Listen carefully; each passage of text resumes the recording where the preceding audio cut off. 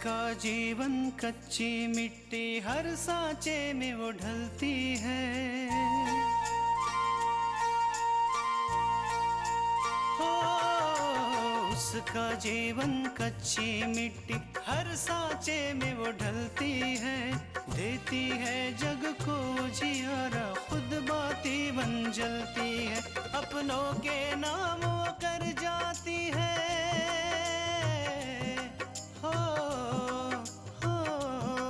अपनों के नाम वो कर जाती है। सारा जीवन अपना बन के बेटी भाभी माँ वो सच कर दे हर सपना। सुकन्या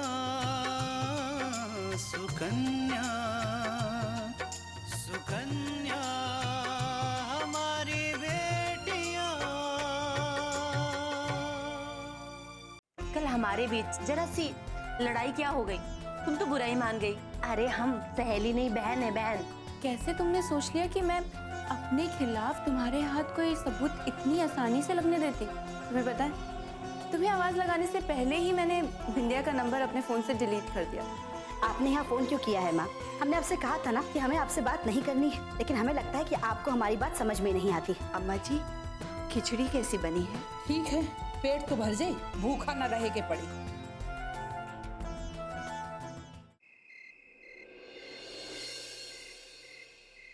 माँ ये सब क्या हो रहा है? मेरी तो कुछ समझ में नहीं आ रहा। आखिर अचानक से आंटी जी और तृष्णा इतने बदल क्यों गए? मुझे भी कुछ समझ में नहीं आ रहा। अचानक से इन दोनों सास बहू को हुआ क्या है? अरे अपूर्वा के सामने ऐसे दिखाने की कोशिश कर रही हैं जैसे हमसे ज्यादा सगा इनका कोई है ही नहीं। हाँ माँ, कुछ तो हुआ है, क्योंकि आज तृष्णा अपूर्व के ऑफिस में उसे खाना देने के लिए गई थी, पर बिना अपूर्व से कुछ कहे वो खाना देकर चली गई। उसी वक्त मुझे कुछ तो शक हुआ था, लेकिन आज जो कुछ भी हुआ है उससे मेरा शक पूरी तरह से यकीन में बदल गया है। बिंदिया, तुम बिल्कुल ठीक कह रही हो। और मुझे तो उस वक्त यकीन ही नहीं हुआ जब कल्याणी ने आकर मुझसे हंस के बात की और मुझसे पूछने लगी कि मेरे लिए क्या लाई हो। मेरे तो दिमाग ने काम करना बंद कर दिया है। कुछ समझ में नहीं आ रहा कि मैं क्या करूं क्या ना करूं। अब वो क्या सोच रहा होगा, जैसे मैं उन सास बहू का ध्यान ही नहीं रखती।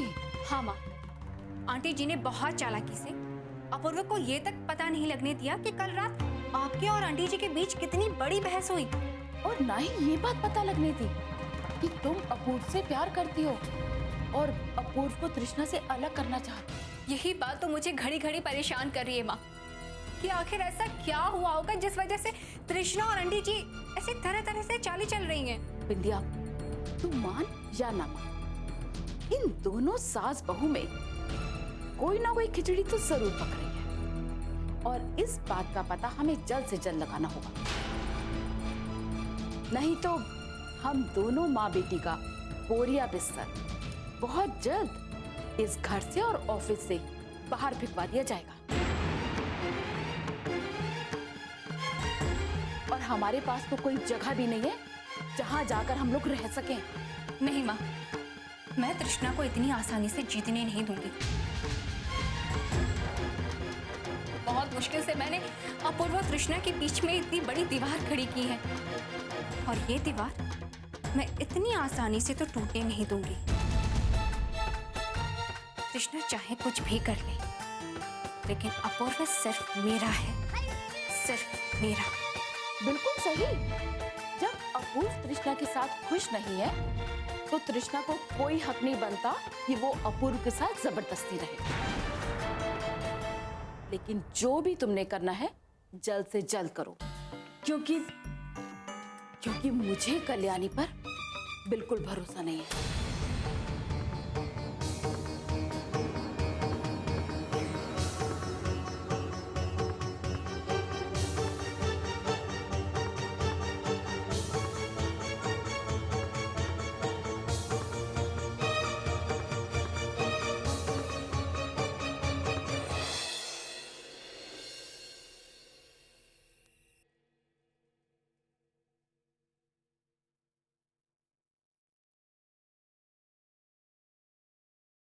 अरे तृष्णा, आओ आओ, यहाँ बैठो मेरे पास। मुझे एक बात बताओ, तुमने आज ऐसा क्यों किया? अपूर्व, अब हमने क्या किया? तुमने अपनी माँ से जिस तरह से बात की मुझे समझ में नहीं आया, जबकि तुम्हें हमेशा से वो लोग सही लगते हैं। हमारी तब की सोच और आज की सोच में अंतर आ गया है। हमने पहले कभी नहीं सोचा था कि हमारे परिवार और आपके बीच में इतनी दूरियां आ जाएगी, लेकिन ऐसा ही हुआ है। हमने कभी जानने की कोशिश नहीं की कि आपके मन में क्या चल रहा है, बस हम सब कुछ करते चले गए। कृष्णा, मैं तो तुम्हें हमेशा से समझाता है, लेकिन तुमने कभी मेरी बात मानी ही नहीं। आज अचानक नया ज्ञान कहाँ से आ गया? ज्ञान नहीं मिला है अपूर्व, बल्कि हमें रिश्तों की पहचान हो गई है। हमें समझ में आ गया है कि क्या सही है और कौन सही है। आज जब हमारा रिश्ता इस मोड़ पर आ गया है कि हम एक दूसरे की भावना नहीं समझ पा रहे हैं, तो इस मोड़ पर आकर जब हमने पीछे मुड़कर देखा तो हमें एहसास हुआ कि हमसे बहुत बड़ी गलती हो गई। और वो गलती ये कि हमने आपको गलत समझा। हम अपनी वो गलती सुधारना चाहते हैं अब। लेकिन ये सब कुछ दिनों के लिए तुम्हारे मन में रहेगा। उसके बाद तुम्हारे मन में फिर से तुम्हारे परिवार के लिए प्यार जाग उठेगा और ये तुम्हारी नई सोच हवा हो जाएगी। आगे क्या होने वाला है ये हम नहीं जानते और हम उसके बारे में सोचना भी नहीं चाहते। एक बात हमें अच्छी तरह से समझ में आ गई, एक पत्नी बनने के बाद एक औरत का सबसे बड़ा रिश्ता उसका पति होता है। बस हम उसे ही संभालना चाहते हैं।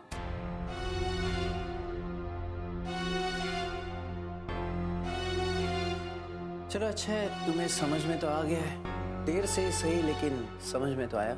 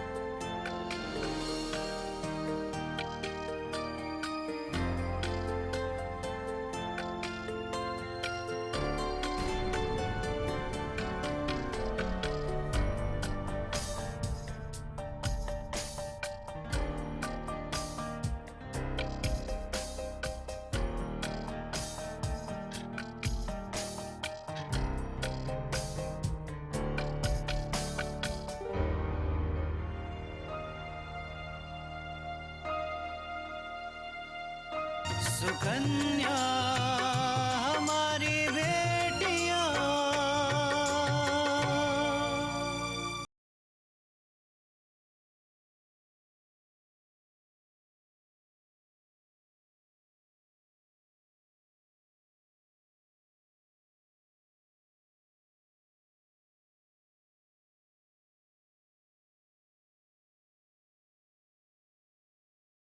सुकन्या हमारी बेटियां।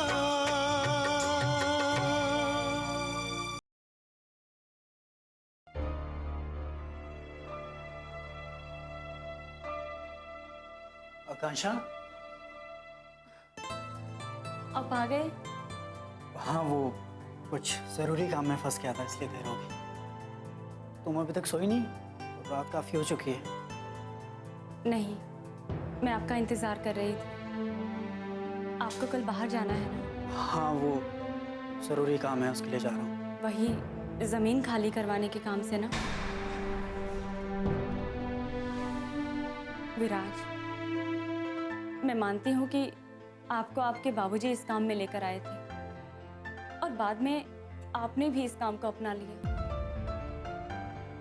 लेकिन विराज, इस काम को बदला भी तो जा सकता है ना?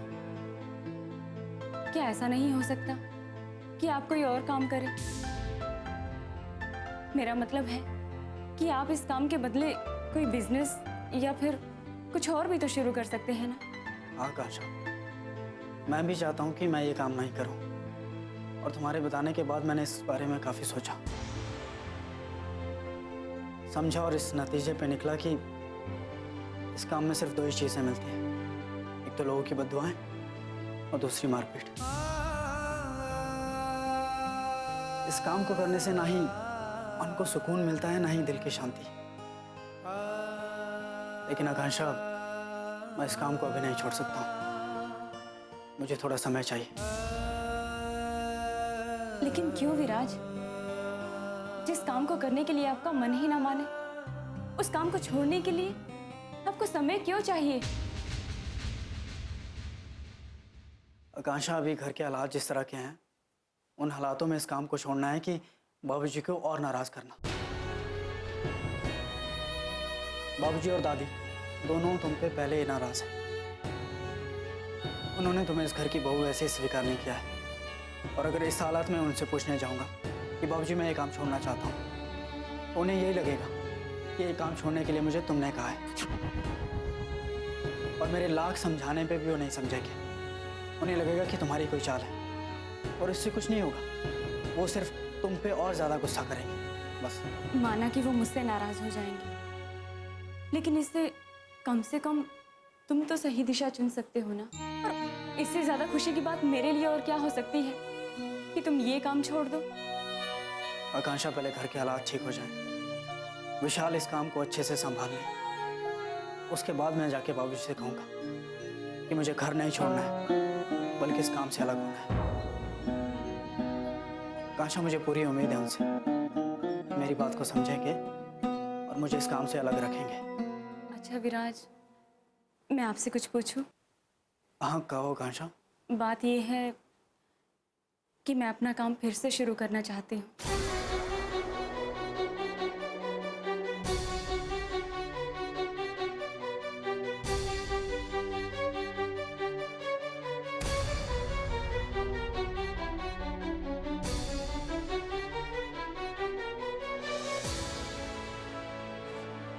विराज,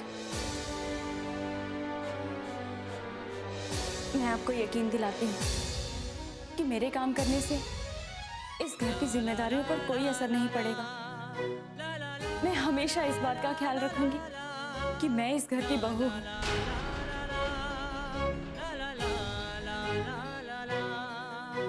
मैं घर के सारे काम करने के बाद ही अपना काम करूंगी। आकांक्षा, मुझे आप पे पूरा भरोसा है, और अपना ये काम अब दोबारा से शुरू कर सकती है। लेकिन आकांक्षा, मेरी सहमति के साथ साथ तुम्हें घर वालों का आशीर्वाद भी लेना पड़ेगा।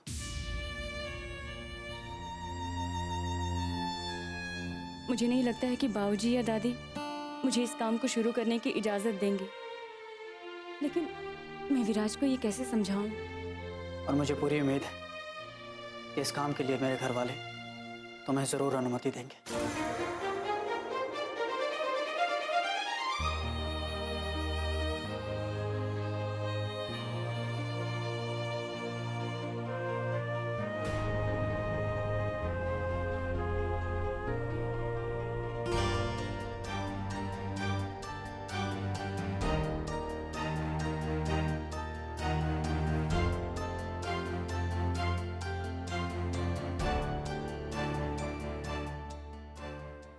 सुकन्या हमारी बेटियां,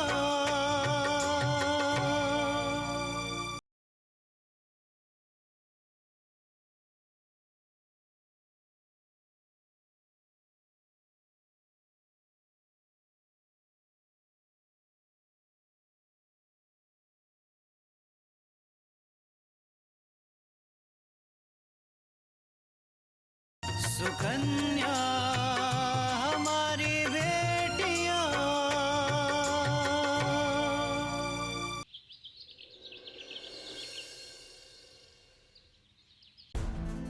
तृष्णा और आंटी जी मिलकर ऐसी कौन सी चालें चल रहे हैं? मुझे तो कुछ समझ ही नहीं आ रहा। क्या हो सकता है?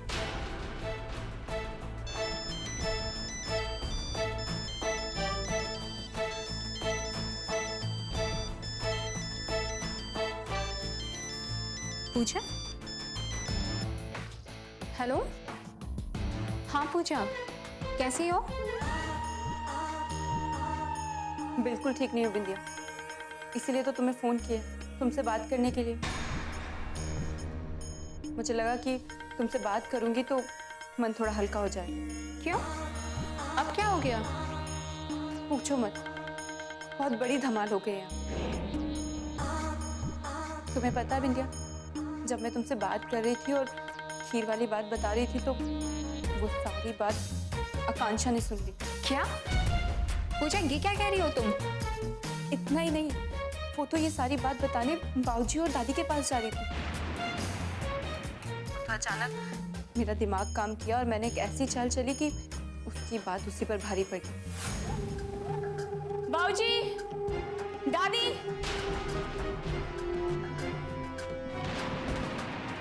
सबको लगा कि आकांक्षा मुझ पर झूठा इल्जाम लगा रही है। बस फिर क्या था, बाबूजी ने उसे बहुत डांटा। ये तो बहुत अच्छी बात है पूजा कि तुमने सिचुएशन को इतने अच्छे से संभाल लिया। लेकिन अब तुम इतनी परेशान क्यों हो? ये बात तो मैंने संभाल ली है बिंदिया, लेकिन हो सकता है कि हर बार मैं आकांक्षा को ना संभाल पाऊं।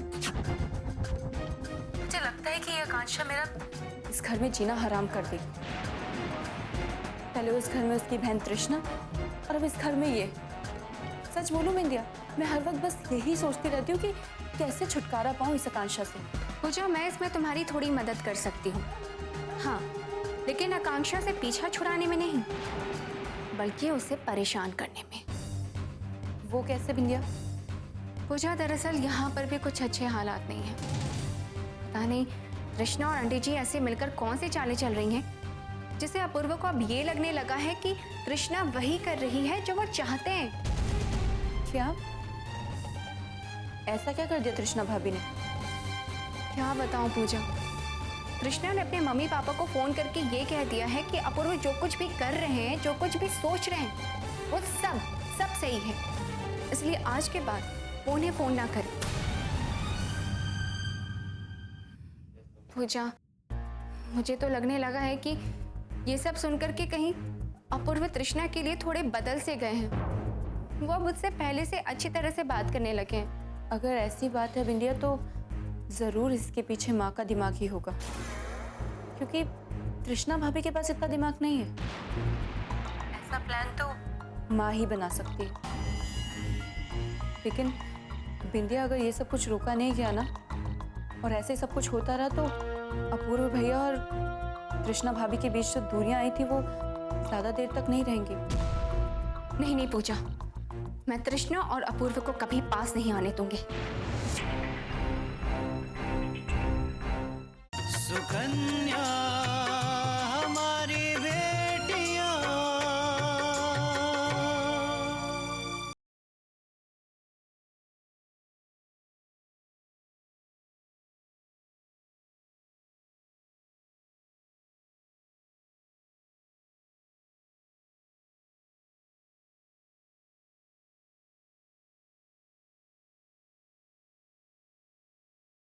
सुकन्या हमारी बेटियां।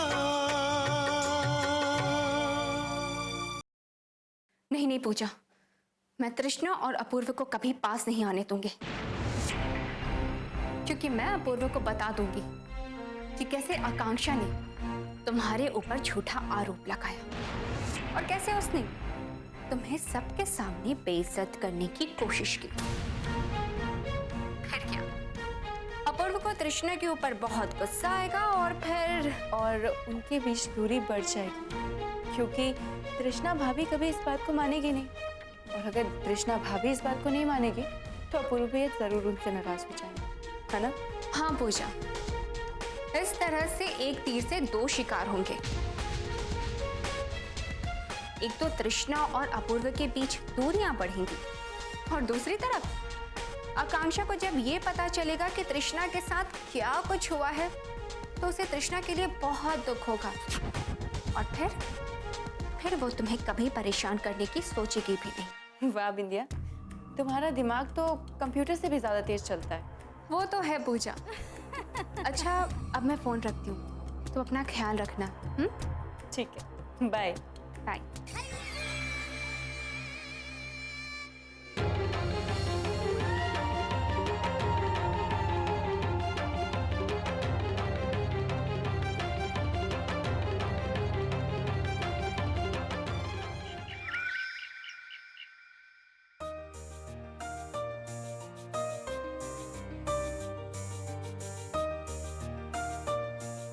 सारा सामान रख दिया है, बस खाने का सामान बाकी है।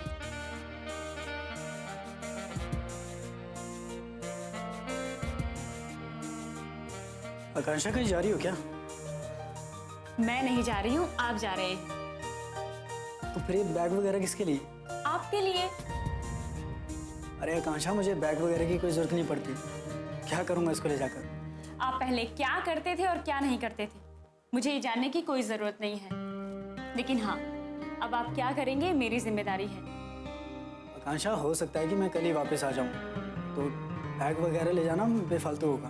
आपको बैग उठा के नहीं लेके जाना है, सिर्फ गाड़ी में रखना है। और ये अच्छी बात है कि आप जल्दी लौट आएंगे, लेकिन अगर आपको आने में देर हो गई तो इसमें जो कपड़े हैं वो आपके काम आएंगे ना। आकांक्षा, मुझे समझ नहीं आ रहा है कि तुम्हें कैसे समझाऊं मैं।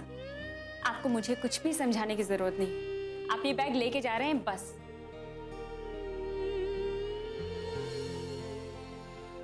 बिल्कुल सही आकांक्षा, इसने हमारी बात तो कभी नहीं मानी, लेकिन हमें लगता है अब कोई आ गया है जो जबरदस्ती अपनी बात मनवा लेगा। माँ बाप भी, आप भी आकांक्षा की तरफदारी कर रही हैं। माँ, आप जानती हैं कि मैं ये बैग वैग लेके कहीं नहीं जा सकता। क्यों नहीं ले जा सकता? अरे तू तो खुश नसीब है कि तुझे ऐसी पत्नी मिली है जो बिना किसी के कहे तुम्हारा कितना ख्याल रख रही, और तू है कि इसे ना करते जा रहा है। नहीं माँ, मैं ये नहीं कह रहा हूँ। तो क्या कह रहे हो तुम? माँ, मैं ये कह रहा हूँ कि जो भी कहना है ना आकांक्षा से कहे, हमसे नहीं।